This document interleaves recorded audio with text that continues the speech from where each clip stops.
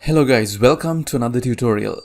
In this tutorial, we are going to talk about a tool which has gained quite a lot of attention during the recent times due to its amazing capabilities to create stunning 3D geoanimations by making use of Google Earth satellite and 3D imagery.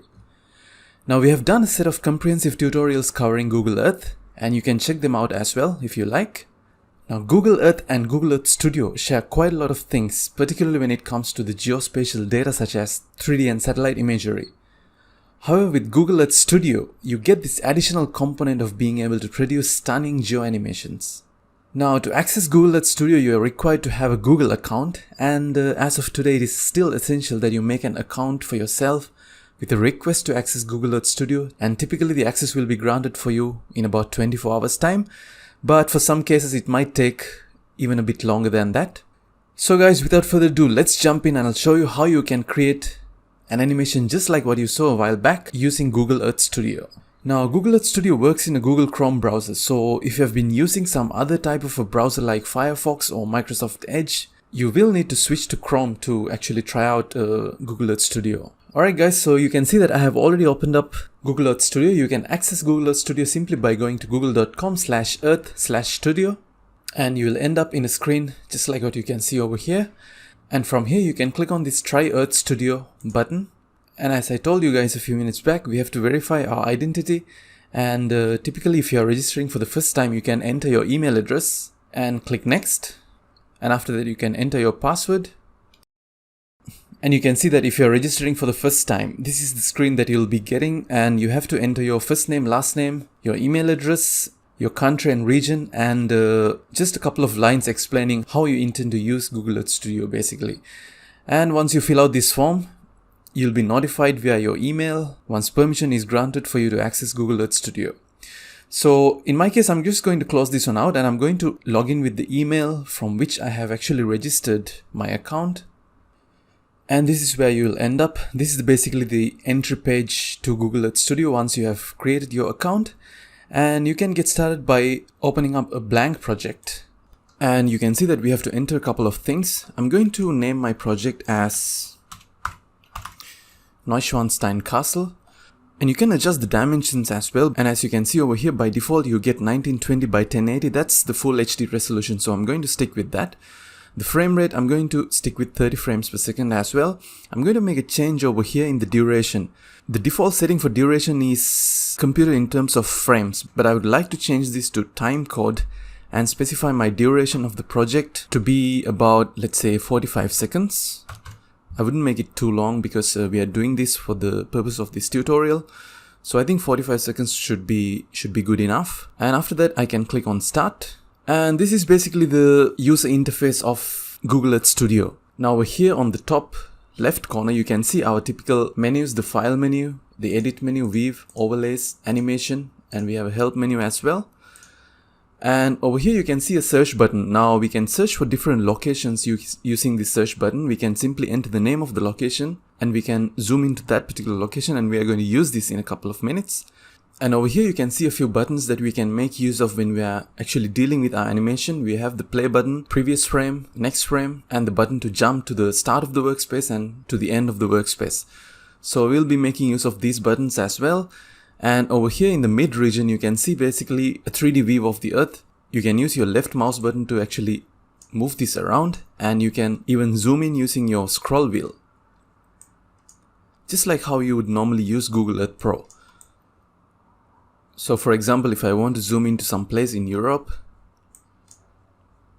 we can do this. click on your scroll wheel, and if you move the mouse up and down, you can see that it tilts accordingly. And in this way, you can actually rotate your weave as well. Alright, I think you're familiar with the basic navigation. And right over here, you can see one of the most important parts of this graphical user interface, which is basically your animation editor. Over here on the left side, you can see a couple of attributes already being added. For example, the camera position and the camera rotation. But you can add a few more additional attributes as well, simply by clicking over here. For example, if you would like to add this additional attribute of time of day to basically change the time of the day, and we'll be making use of this one as well, you can simply click on this one and you can add that into your editing workspace as well. So for the time being, I'm going to deselect this, and right over here what you see is basically your timeline. And since we set the duration of our animation to be 45 seconds, you can see that over here it's 45 seconds. So basically you can move into different parts of your animation in terms of its time by sliding this across this timeline, simply like this. So since my location of interest is Neuschwanstein Castle, I'm going to go over here and search for my location first. And when I type in, you can see that it automatically prompts me the correct location. And I'm going to go ahead and select that. Alright, now you can see that it zoomed me into the Neuschwanstein Castle. Now before I get started, I would like to actually tilt my weave. And you can see that the castle is right over here. Well, the loading times might depend on the speed of your internet connection. So you can see that as I scroll around, it takes a while to catch up in some cases. But if you have a stable internet connection, then that should not be a problem. And you can see this very beautiful view of the Neuschwanstein Castle just like this. So in order to get started, you have to first decide where you would like to place your camera. Now you can see that over here, we are still in the camera weave, but we have a couple of other weaves that we can actually go with as well. We have the top weave. If I click on this, you can see this red color triangle is basically the camera, and these lines that extend, you can simply think of this location as your eye, and this is where your eye is actually looking at. So with this current setting, you can see that our eye is basically looking towards this side, towards the southwestern direction of this 2D map. So we can toggle this back to camera weave. And we don't really have to rely only on one screen. You can split your screen into two parts. And in one part, you can have the camera weave, and on the other part, you can have the top weave. Just like this. And even you can adjust the size of the individual screen as well. And as I'm changing my angle of view, you can see on your left screen, the direction of the camera changes as well. So these two items actually work together. As soon as we make a change to our weave, over here on the right side, you can see how those changes get applied in this top weave as well. Alright, so to get started, what I'm going to do is I'm going to find a good position from which we can zoom into this castle. So I'm going to go a bit further. And I feel like this would be a nice frame to zoom into the castle. And it is essential that I keep my camera directed towards the castle all the time during my animation. Now you can do this manually as well, but there's a cool function that you can use in order to make sure that your camera always stays facing the castle. And that's by simply adding a camera point. For example, if I zoom into the castle, if I right click over here, and if I set a camera target over here, now in the top view you can see that this target has been added at the location of the Neuschwanstein Castle. So now even if I zoom out like this, you can see that my camera target remains the same. And I'm going to add an additional attribute, that's the time of the day. And you can see that as soon as I click that, over here you have the possibility to change the time of your day.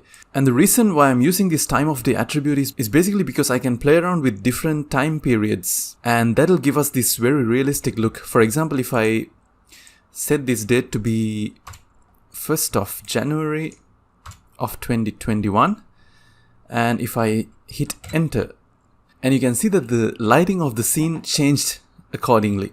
And if you slide this back to maybe about 7 o'clock, you can see that it slowly gets darker. If you happen to type in maybe about 4 o'clock in the morning, and if you just simply hit enter, you can see that now it's totally dark. And you can even start seeing the galaxy as well, which is pretty cool, isn't it? And if you happen to increase this time simply by clicking over here and dragging your mouse button to the right side, you can see that it appears as if the galaxy is moving, but well, in reality it's the Earth that's moving. So you can have these kind of very special effects when using Google Earth Studio. So I'm going to change the time to be about maybe 7 o'clock in the morning. We still have our camera target right over here. With this kind of a scene, maybe increase this to about 7:30. I'm not so sure whether that would be... Yeah, I think I'll still retain this to be about 7 o'clock in the morning, because I would like to have that initial darkness in our scene. So I'm going to select this to be my starting point. Now when you're done with everything, you can add keyframes for each and every different attribute. You can add them individually. Longitude, latitude and altitude corresponds to these different numbers, and you can specify that simply by hitting this add keyframe button. And if you don't want to do those manually one by one, you can simply click on this keyframe all attributes, and you can see that the keyframes will be added for all these different attributes. Now this is our 0, position. So I'm going to move to about 12 seconds. And now I'm going to change the weave. I would like to have the weave to be a bit different at 12 seconds. And you can see the cool thing is that whenever I move this, just because we set this camera target, our camera will always be facing towards our target. You can zoom this one out, yeah, just to see that very clearly. You can see that when I pan my camera around, the camera will always be facing towards the Neuschwanstein Castle. Alright, so I would like to have my second scene maybe somewhere over here. And once you're comfortable with the location, you can simply come over here and add the corresponding keyframes as well. And you can see that the keyframes get added for each different attribute. And I'm going to leave this time of day attribute just like this for a second, and I'm going to change the time to be about, let's say, about 10 o'clock in the morning. And if I hit enter, you can see that the corresponding keyframe gets added automatically. And now if you take this back to 0, and if you click on this play button, you can see how the sun keeps rising. You can see over here the time changes accordingly, and you can see that the camera movements that we assigned are working as well.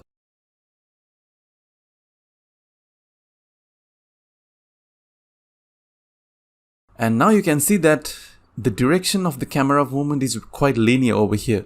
As soon as we added this second keyframe, you can see that these two keyframes got linked, and you will see that when I slide this timer from 0 to up to about 13 seconds, if you pay attention to the left side of the screen, you can see that the red triangle, which basically represents our camera, it moves along a linear path, as you can see over here.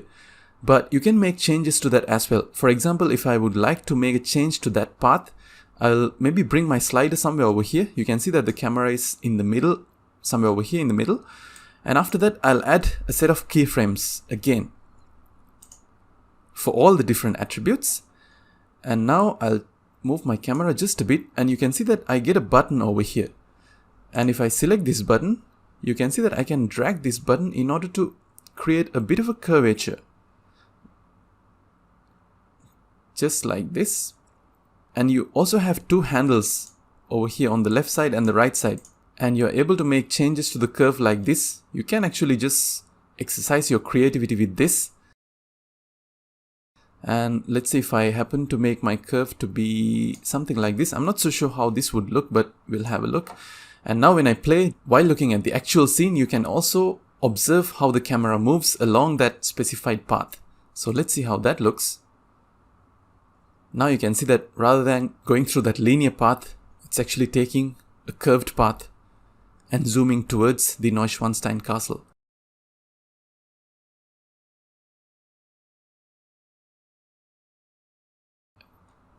And you can change the curve maybe to be something like this as well, just to avoid the obstruction. So you can see that the radius is actually increasing. And I would like to make, just to avoid the obstruction over here, I would like to add another keyframe over here. A set of keyframes actually. And maybe I will increase the radius of the curve to be something like this. Alright, I think you get the idea. So now let's play this one and see how it looks.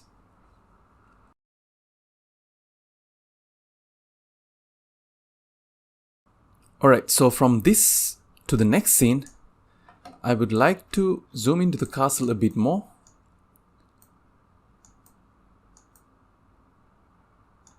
Like this. And by the time I reach this camera angle, I would like to change the time to be about 12 o'clock. And similarly, I would like to add the other keyframes as well. And you can slide this and see how that movement would look. Yeah, I think I'm quite okay with that without making any changes to the curvature, or maybe I can slide this one just a little bit so that we have that smooth movement. So I can play this one and see how that looks. Or if you would like to add some dynamic movements over here, maybe I think we can still add a set of keyframes as well, and we take this one as our handle, and maybe we can, you can be creative with that. So similarly, we can make a change to this camera angle as well. I think you guys get the basic idea. You can exercise your creativity in any which way that you want with the capabilities of Google Earth Studio. And now, since I'm moving into the castle, I would like to take my time to be at about 40 seconds over here. And at 40 seconds, I would like to come to this side of the castle. Well, you can see that we have only a bit of space over here because we are obstructed by a mountain just behind the castle. So let's say that I would like to end my shot at a wave, maybe something like this. So after that, I can add a set of keyframes simply by clicking on this keyframe all attributes. If I check the camera movements, you can see that the curve is actually still not exactly linear, but we don't have any sudden movements in the camera path as well. But we'll see first how this looks, how the movement looks.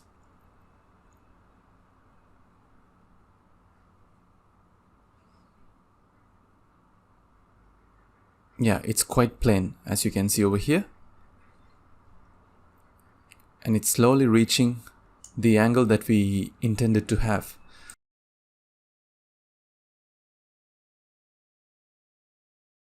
Alright, so I'm going to add some dynamic movements over here. Let's say a set of keyframes, maybe one over here and one over here. And the reason for adding these keyframes is simply so that I can get a button over here and I can make some changes to the path through which the camera actually moves. So I'm going to move this one back just a little bit. Well, I might have to zoom in over here and yeah, adjust this one as well. You can see that we cannot go far back because we'll be obstructed by this set of mountains over here. So I'm going to set the weave to be something like this. And using these handles, you can adjust the smoothness of the movement. Now let's see how that movement happens. Yeah, you can see that we might have to make some changes over here because the camera is a bit too far back at this particular location. I think we might have to add another set of keyframes over here. Yeah, adjust the angles to be something like this. Alright guys, I'm not going to take much time to perfect this because I'm doing this tutorial to teach you guys what we can do with this Google Earth Studio program. And I think by now you guys have a pretty good idea. So to conclude the scene, I'm not going to do any complex dynamic movements in the camera. I'll just go ahead and add a set of keyframes just like this. I think that's about it for this scene. And you can always select the attributes and right click and you can set this to auto ease like this. And I guess you can do that for the others as well. And to this as well, and to these three keyframes as well, so that you will still retain the smoothness of the movements of these different attributes. Alright, so just before we export this video, we can go ahead and hit the play button once more.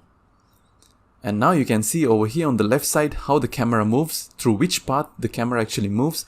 And you can see that just because we set that camera target to be the Neuschwanstein castle, you can see that the camera is always facing towards that camera target. And it's a pretty nice scene. You can see that the scenes are very realistic. It's just as if we were to fly a drone around this path and take these amazing shots.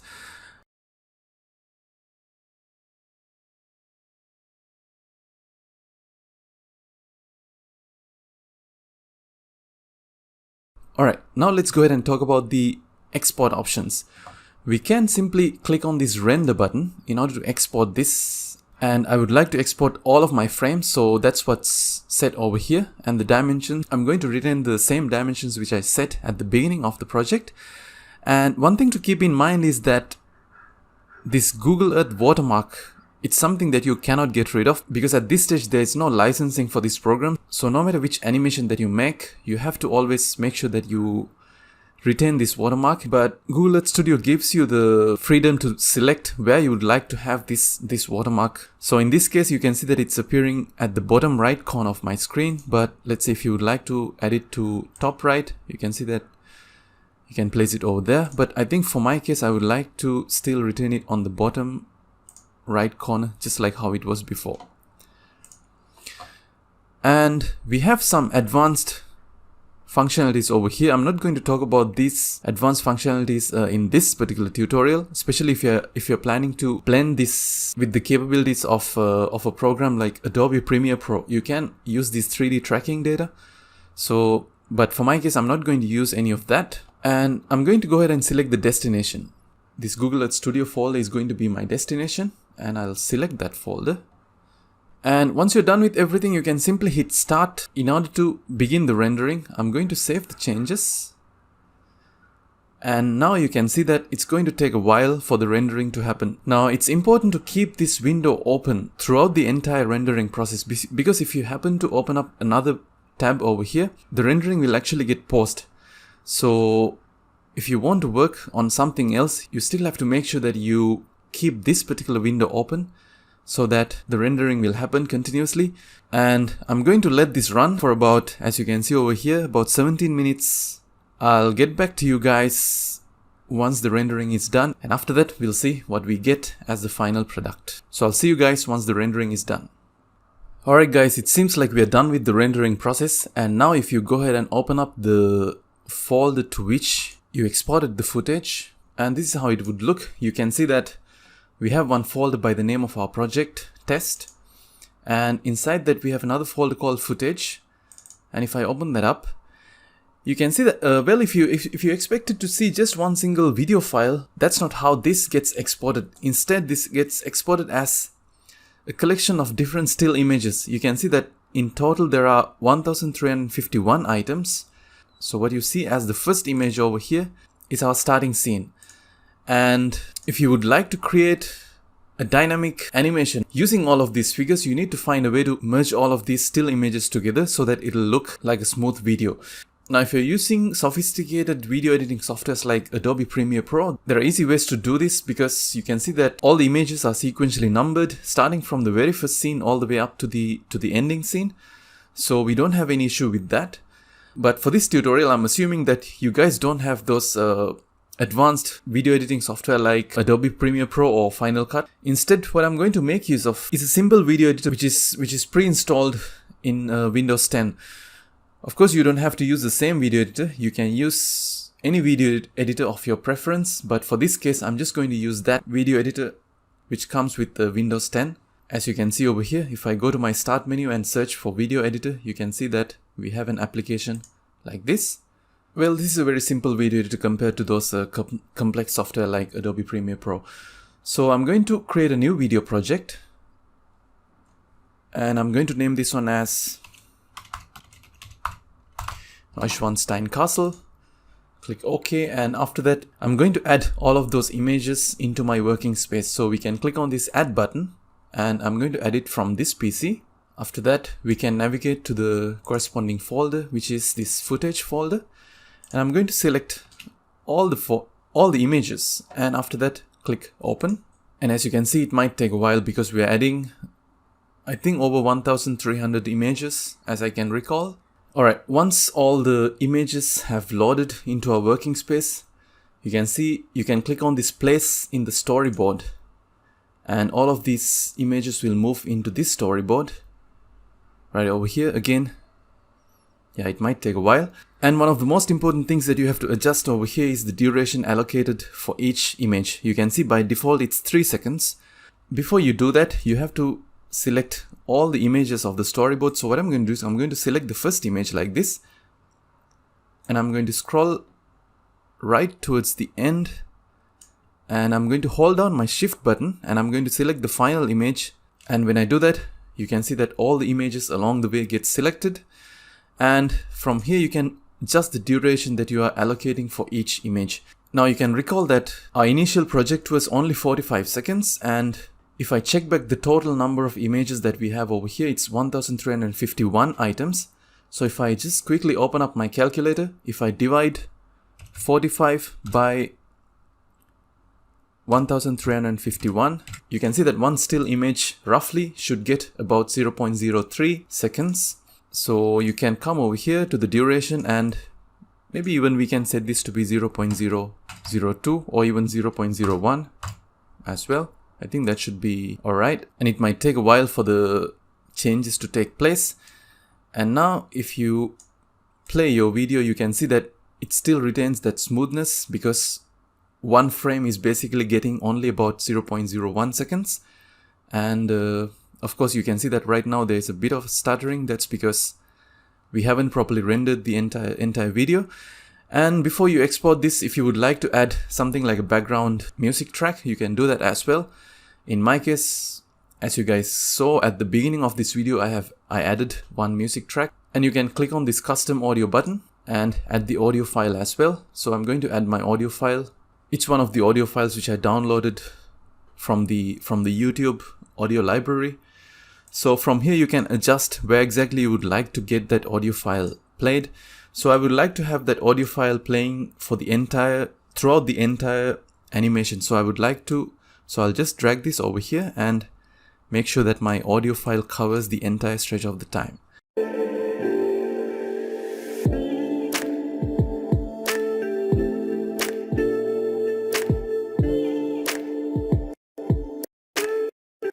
And after that, you can finish the video simply by clicking on this button. And I'm going to select the highest resolution, and we can simply go ahead and export. So I'm going to save this into this folder. And now you can see that the file type is just going to be a video file. So it's not going to be a collection of still images anymore. So after that, I can simply hit export, and it might take a couple of seconds or even a couple of minutes, depending on the performance of your computer's hardware. Alright guys, once your exporting is done, you can see the video file over here, and that's basically the video that you saw at the beginning of this tutorial. So I'm going to conclude the tutorial, and I really hope that you guys learned something new, and you can take what you learned today and use it to exercise your own creativity using these amazing capabilities of Google Earth Studio. So this tutorial was just a little bit different from the typical tutorials that you would see normally on this channel, but I hope that it was still relevant, as this platform is built on top of Google Earth Pro, which we also discussed a couple of weeks back quite in depth. So thanks a lot for watching guys. If you do like the tutorial, show your support by hitting that like button, and do leave a comment if you would like to get something clarified. And until I see you guys with the next tutorial, take care and stay safe.